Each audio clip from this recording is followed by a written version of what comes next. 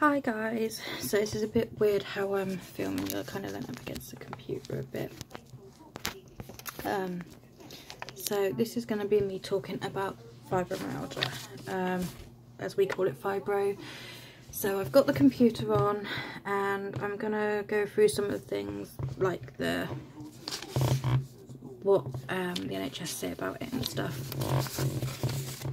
just to help you guys understand a bit. Sorry about the creaking, the table's not very well. Kind of just to understand it a bit more, because it is a very hard thing to understand. So I've gone on NHS website and got their proper definition of it. So yeah, they call it fibromyalgia, is often called fibromyalgia syndrome, or FMS.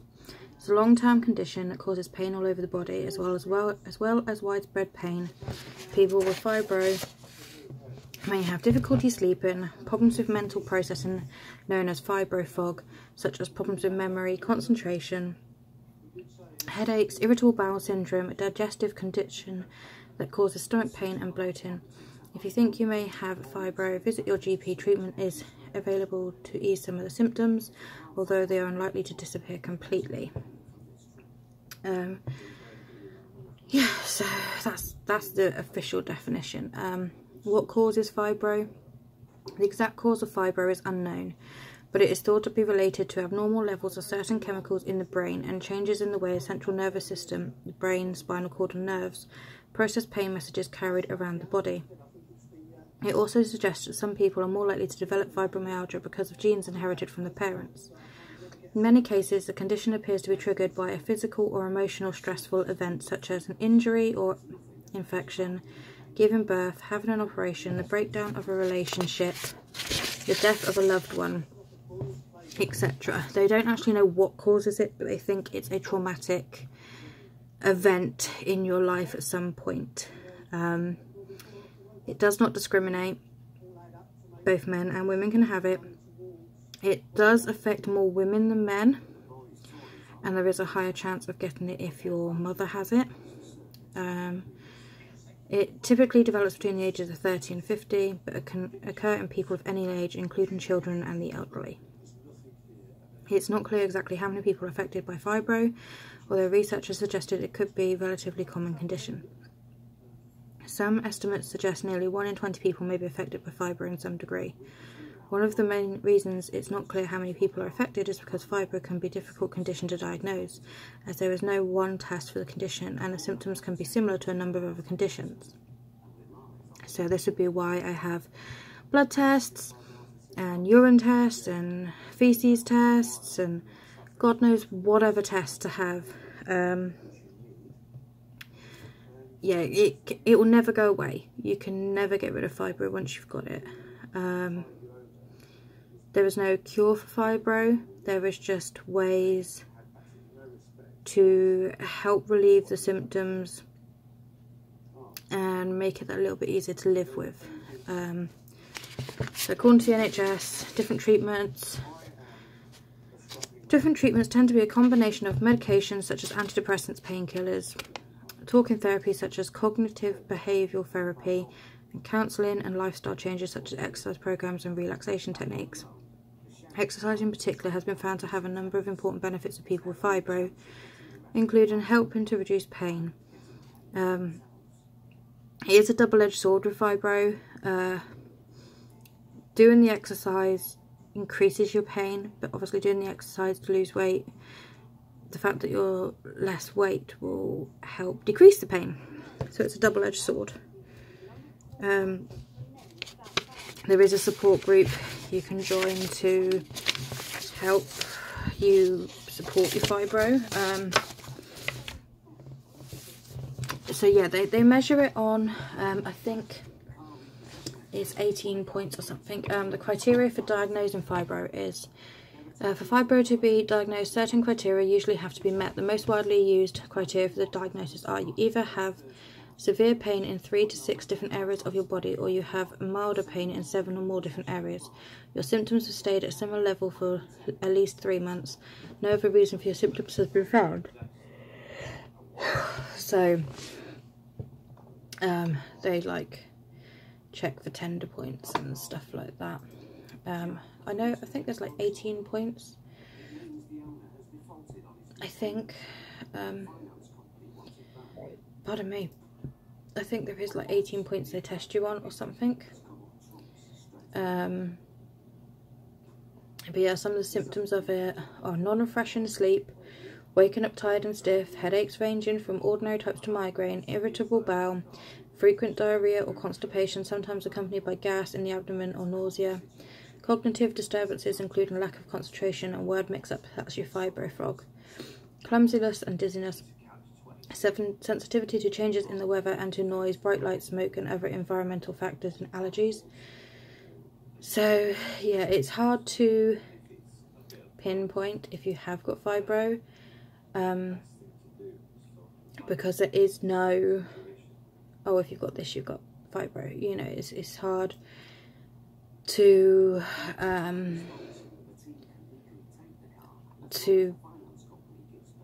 diagnose it. So you get out of breath very easily. You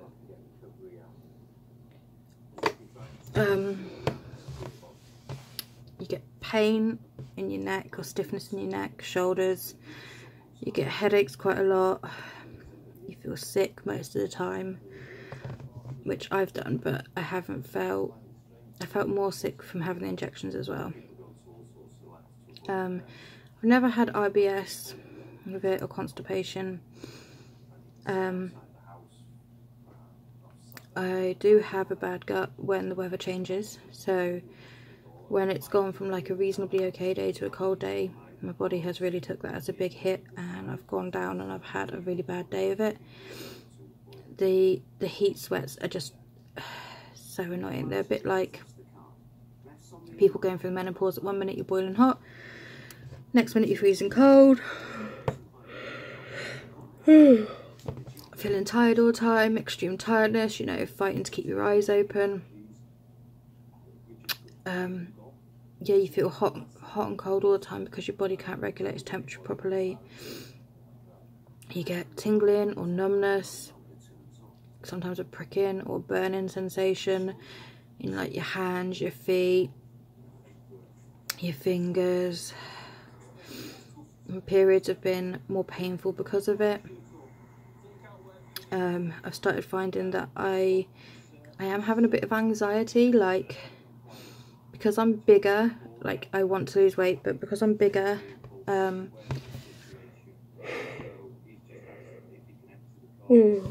feel like when I go to town that people stare at me more, because it's not like an illness that they can physically see. So if they see me walking strange because my hips are in a lot of pain or my back's in a lot of pain, I think, and I start to feel like they look at me as if to say, oh look, she's only walking like that because she's so fat. Or if they see me out of breath, that I feel like they're looking at me going, oh, she's out of breath because she's so fat. And sometimes the thought of just going to somewhere where people are gets me a bit anxious, because I do feel like they look at me. They probably don't, it's probably all in my head, but I do feel like they look at me more. I'm constantly looking around, but then it's like a double-edged sword again, because if you do kind of stay in four walls, you get depressed, so you need to get out and about to... Pardon me guys, I feel so tired. Libby's having a sleep at the moment. Normally I'd nap with her, but I thought I'd film this instead. Yes, if you stay in the same four walls, you get a bit depressed, and it can really take on, because your brain is fully active and wanting to do things, but your body won't physically let you, so you can get annoyed with yourself. You can get upset that you now have to rely on people. You just feel like, well, what's the point, you know, I can't do this, I can't do that, and you kind of start seeing the negative side of things rather than the positives. So it can really make you really depressed. You can feel hopeless, you can feel helpless, you can lose interest in things.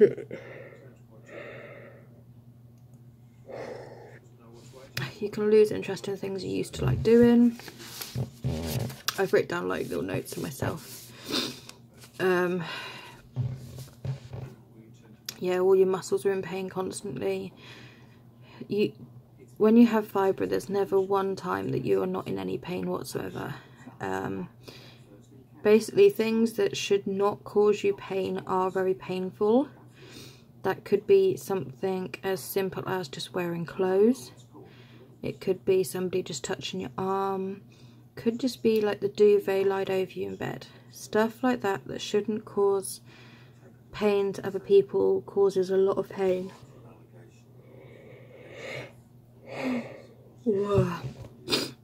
You can see I keep yawning, guys. This is another thing of it.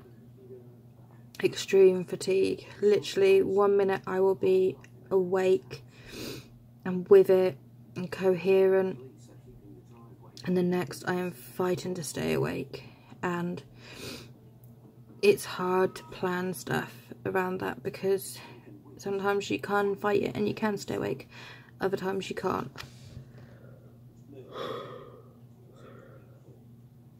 I'm sorry guys, I keep yawning. This is all just part of it. My eyes keep watering as well. Your pain can get worse with stress. I found it get worse with changes in the weather, with physical activity. So doing some exercise will nearly kill you pain wise, but you know in the long run it's going to be good for you. And like I guess we have been stressed more than normal, with all these doctor's appointments with me, and with laying Matt's dad to rest, and with the family members being ill. It's a lot to kind of take on at the same time. Oh, pardon me. Yeah, it's a lot to take on at the same time, so stress doesn't help it. My main pain areas are my lower back. My lower back hurts so badly every day. A simple thing like rolling over in bed is absolute agony, and I try to be as quiet as I can so I don't wake up Matt. And in some ways I prefer it when he goes and sleeps in Libby's room with Libby, because I know that if I roll over in bed I'm not disturbing him. But my back is in constant pain. It's like it's burning, and then when I move I get sharp stabbing pains in it, and it aches, and it's just so painful. Anybody who's had a kid knows how your back aches when you're carrying the child. Imagine that times by about 10, and that's what I am in 24/7. You have extreme sensitivity to everything. Just having clothes on you feels like the clothes are made of concrete, and it's pushing down on you, and it's hurting you, and it hurts to breathe, and you get out of breath very easily. You can't sit for a long time, you can't stand for a long time, you can't walk for a long time, you're constantly feeling tired. Some people have sensitivity to light, some have sensitivity to smoke or certain foods, you know, and if you do have those sensitivities they can make your fibro flare up more. So maybe you're sensitive to the smell of fish. So it could be that you just do your general shopping and you smell that fish, and then the rest of the day you got a really bad fibro attack because of smelling that fish. So it is a very weird disease in that way. The stiffness is so annoying, especially when you have been asleep in the night, which you struggle to sleep, but when you finally sleep you wake up and you feel like you're encased in concrete. It's very, very hard for you to move. Or you can go the total opposite way and be in pain but have a lot of muscle spasms, and that's painful. Yeah, the fatigue, the extreme tiredness, it's just crazy. and it's literally like someone shuts a switch on you. 1 minute you're wide awake, you're with it, you understand everything, and the next minute you are fighting to keep your eyes open. And that happens a lot. It is hard to book anything around it because you don't know how you're going to feel. Yeah, it's hard to kind of revolve your life around the extreme fatigue. You don't sleep properly because the pain keeps you awake. You can't lie in the same position for a long time. You're in too much pain, so you're constantly tossing, turning, and then you're not sleeping, and because you're not sleeping you're even more tired. So it kind of you can't ever get away from it. You're always in pain. And silly things that people take for granted when you've got fibro, you miss them, if that makes any sense. Being able to, you know, stand and cut carrots, for example, or peel potatoes, that kind of thing, just can't do it. You know, cooking yourself pasta and having to lift the saucepan with the pasta and the water in off the stove to drain it, it's something that a lot of people with fibro can't do because the weight is too much.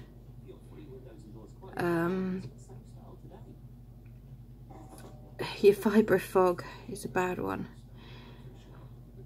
It makes learning anything new hard. It makes remembering stuff you already know hard. Your concentration is not as well as it normally is. Your attention span is shorter. Sometimes you'll speak very weirdly. You'll speak very confused or very slurry. But yeah, they seem to have found out it is a mismatch kind of thing in your body, that you have more cells that carry pain signals to your brain than normal, and that you then have fewer cells that slow the pain signals down, so you are very much in pain 24/7. Everything hurts you, that there's never a minute of the day that you're not in pain. Yeah, they kind of judge it on like 18 points, and if you have kind of, I think it's 6 or more, you're pretty much classed as fibro. Yeah, it's hard to describe, guys. You're in constant pain. You get annoyed with yourself that you can't do things that you used to do. You get annoyed that, you know, you might have normally got up and done this, that and the other by like 8 o'clock in the morning, and now you've struggled to kind of get up and get dressed before 8 o'clock. I personally struggle with getting in and out of the bath because our shower is one that you have to stand in the bath for. I struggle to get in and out of the bath. Matt has to help me. Sometimes I had to crawl up the stairs because I physically can't walk up them. Sometimes I've had to bum shuffle down them because I physically can't stand on my legs to walk down them. I can't carry basketfuls of washing up the stairs anymore. I have to leave it at the bottom and Matt has to drag it up. Some days I struggle taking the washing out the washing machine and putting it in the tumble dryer because of the weight. I can't bring the washing basket downstairs because I can't lift it. I can't brush my hair because to put my hand up above my head for that long and exceed the pressure that it needs to hold the hairbrush and pull it through my hair is too much. I struggle to wash my hair.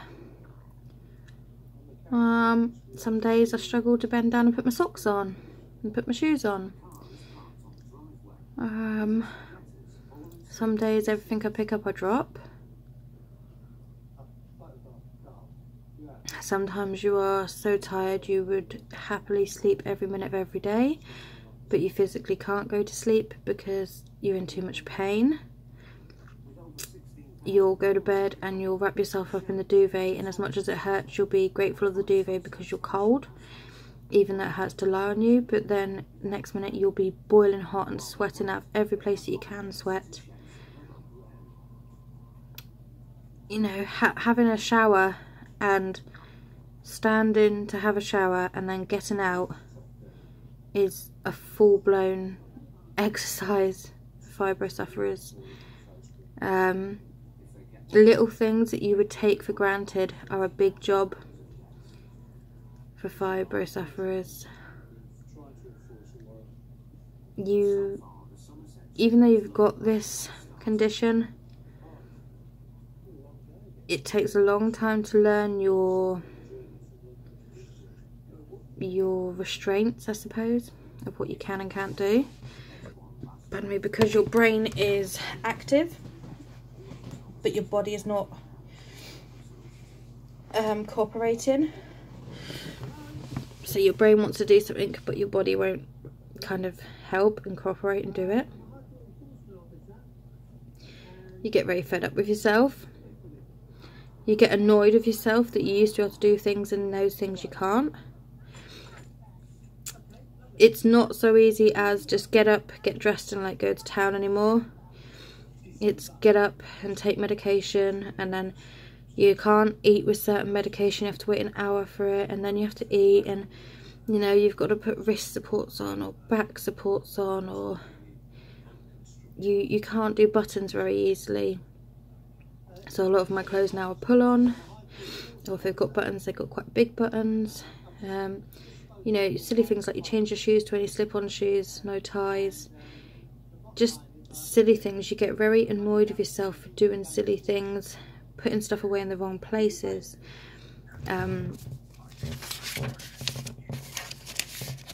Yeah, putting stuff away in the wrong places, forgetting where you've put something, forgetting dates, forgetting times, forgetting meetings.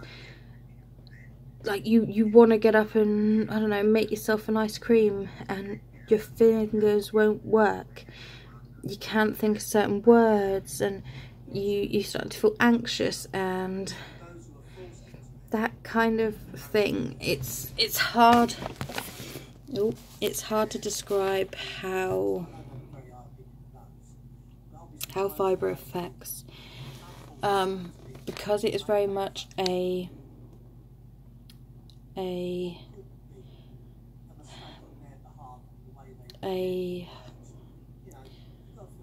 brain's gone, guys. Oh, I can't think of what it's called. Sorry. Because it's very much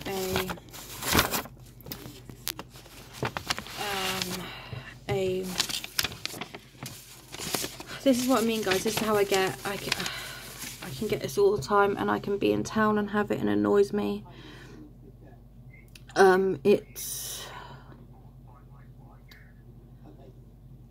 Sorry, the fibro fog's coming over, guys. My brain is not working.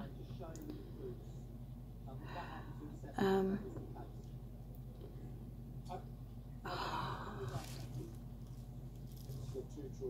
don't know what the word is. Anyway, yeah,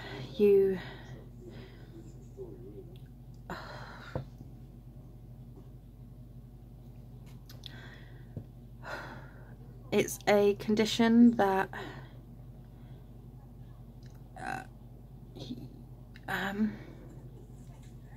you don't see.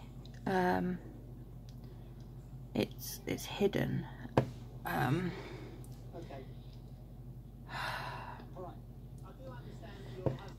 Diet can help change it, or not change it, make it better a little bit.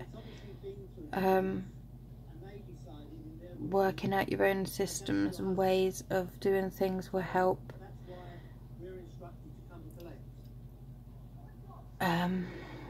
About 30 to 40% of people that have fibro will either change their jobs or stop working because it's so hard to work around. You need a job that is very, very flexible, because you cannot tell from one day to the next what you can and cannot do, if you're going to have a good day or a bad day. they can give you drugs to help with the pain, but nothing actually takes the pain away. You can do like talking therapy and stuff like that, but to me it doesn't seem to work. Best way I found is make your own coping strategy up.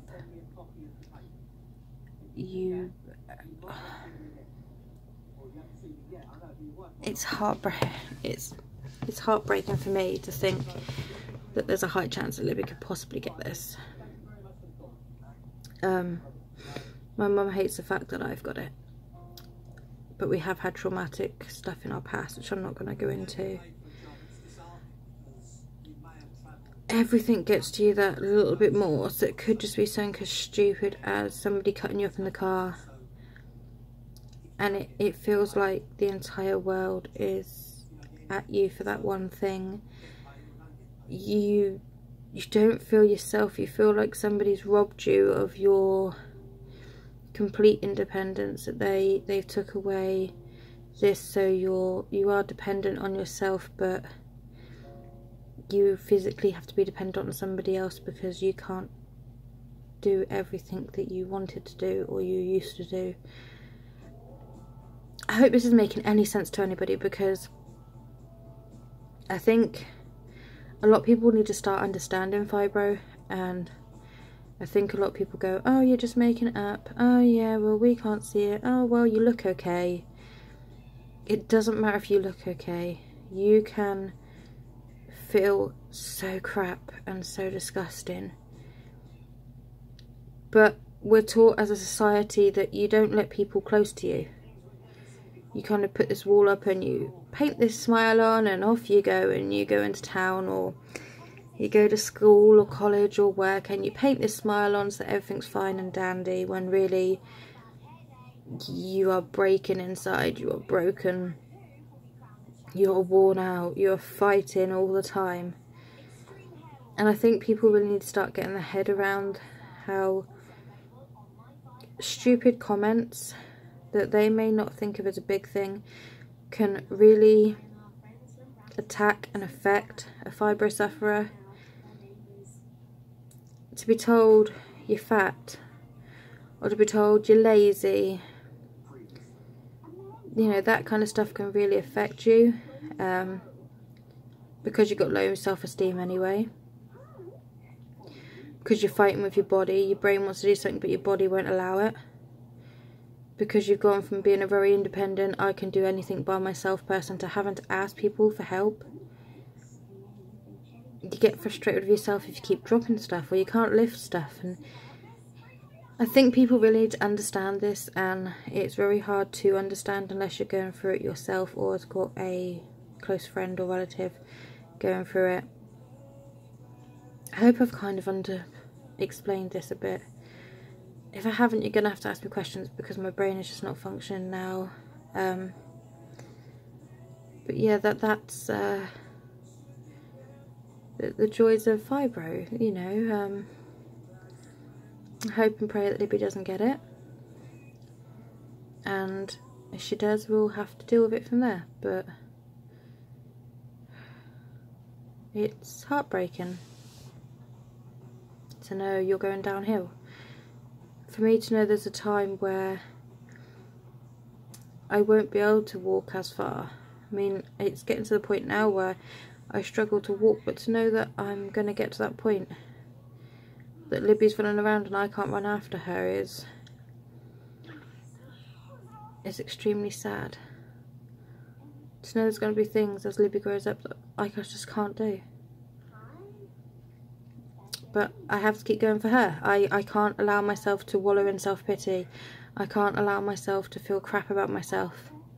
I've got to keep going for her. She depends on me. So even when I'm having the worst day ever and it is so painful to even breathe, I get out of bed, I play with her, I help her learn, I give her food, you know, I'll make her little dinners up, I'll make her drinks, you know, she depends on me, and it doesn't matter how I feel, she's got to be looked after.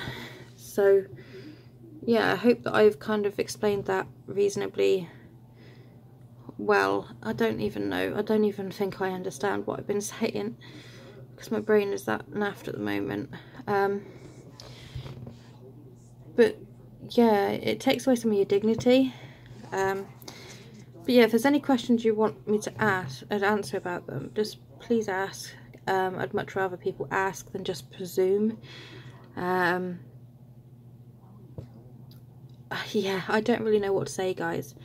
My brain is not really functioning at this precise time. I am fighting tiredness again. I've been fighting tiredness most of the day. So yeah, guys, I'm going to leave it here, and any questions, just ask, and I will do my best to help out and reply. Bye.